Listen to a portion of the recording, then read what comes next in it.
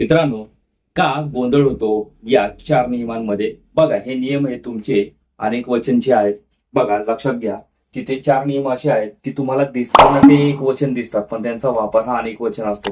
पण बघा, दिसताना पण ते अनेक वचन आहेत, दुसरा मुद्दा, पण त्यांचा वापर हा एक वचन असतो. मग बघा कसं. आता पहिला जो नियम आहे, अनेक वचनी दिसत असली तरी प्रत्यक्षात वापर हा त्यांचा एक वचनीच असतो, अशी नाम आहे. बघा, दिसताना काय तुम्हाला ते अनेक वचनी आहेत, पण वापर त्यांचा काय आहे बघा, लक्षात घ्या, एक वचनी. मग कुठले कुठले? बघा, मॅथमॅटिक्स, त्याचे उदाहरण मॅथमॅटिक्स. नंतर आहे दिसायला न्यूज, गॅलोज. नंतर आहे बघा एक्झाम्पल, न्यूज इज ट्रूथ, म्हणजे काय, ही बातमी खरी आहे. त्याच्यानंतर बघा हेअर, त्याच्यानंतरचा नियम हेअर नेहमी एकवचनीच वापरतात. काय? एकवचनीच वापरतात. आता ह्याचं एक उदाहरण आहे, परंतु जर मोजता येत असतील तरच त्यांचे अनेक वचन हेअर्स असं करता येतात. म्हणजे बघा, आपण डोक्याची केस मोजू शकतो का? कुणी मोजले असतील तर बघा, कमेंट बॉक्समध्ये तुम्ही कमेंट करू शकता. बघा, तसं होत नाही. ह्यांचा वापर हा काय एकवचनीच होतो. काय? ह्याचा वापर हा काय एकवचनीच होतो. जसे की बघा, माय हेअर इज ऑल ब्लॅक, माझे सगळे केस काय आहेत, काळे आहेत. जर मोजता येत असतील तरच. जर तुमचं अख्खं टक्कल पडलं असेल आणि डोक्यावर तुमच्या फक्त 3-4 केस असतील, तेव्हा मग तुम्ही म्हणू शकता का my hairs are all black. Okay, त्याच्यानंतरच बघा तिसरा नियम,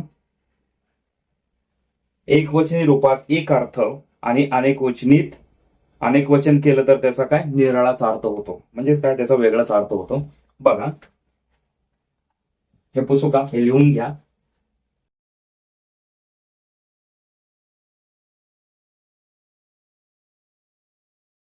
एकवचनी बघा, लिहून घ्या.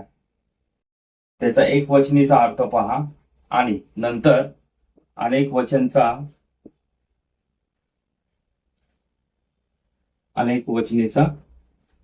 अर्थ बघा. गुड म्हणजे काय, तुम्हाला दुसऱ्या पेनाने लिहून दाखवून लक्षात येईल. बघा, गुड म्हणजे काय, चांगलं. जेव्हा याचं तुम्ही अनेक वचन करणार, गुड्स म्हणजे काय, माल. म्हणजे तुम्ही बघा, ज्या मोठ्या मोठ्या ट्रक्स असतात ना, त्याच्यावर पुढं फ्रंट साईडला लिहिलेलं असतं काय, गुड्स कॅरियर. बघा, त्याच्यानंतर काय, फोर्स म्हणजे काय, ताकद. जर त्याचं अनेक वचन केलं, फोर्सेस म्हणजे काय, सैन्य दल. काय, सैन्य दल. त्याच्यानंतर काय, आयन. त्याचं अनेक वचन केलं तर आयन म्हणजे काय, लोखंड. जर त्याचं अनेक वचन केलं, आयन्स म्हणजे काय, पायबेड्या. म्हणजे या हातामध्ये किंवा पायामध्ये जे बेड्या घालतात त्याला पायबेड्या. म्हणजे अशा प्रकारचे पण शब्द आहेत की त्यांचा एकवचनीमध्ये वेगळा अर्थ असतो आणि अनेक वचनीमध्ये त्याचा अर्थ हा वेगळाच असतो. बघा, ह्याच्यानंतरचा नियम आहे, नामाच्या शेवटी बघा,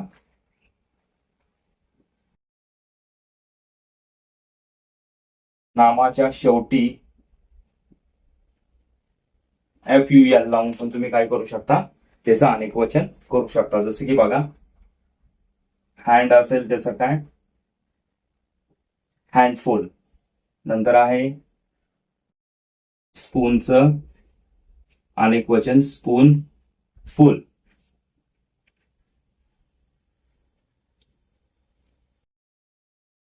एस लावायचं, हँडफुल्स, स्पूनफुल्स. ठीक आहे.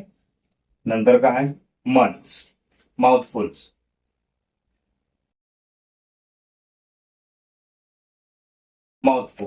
ओके, म्हणजे काय, त्याचं अनेक वचन करताना तुम्हाला फुलला फुल्स करायचंय. ओके, बघा, या 4 नियमांमध्ये तुमचा बऱ्यापैकी गोंधळ होतो. तो गोंधळ तुमचा मी आता मिटवलेला आहे.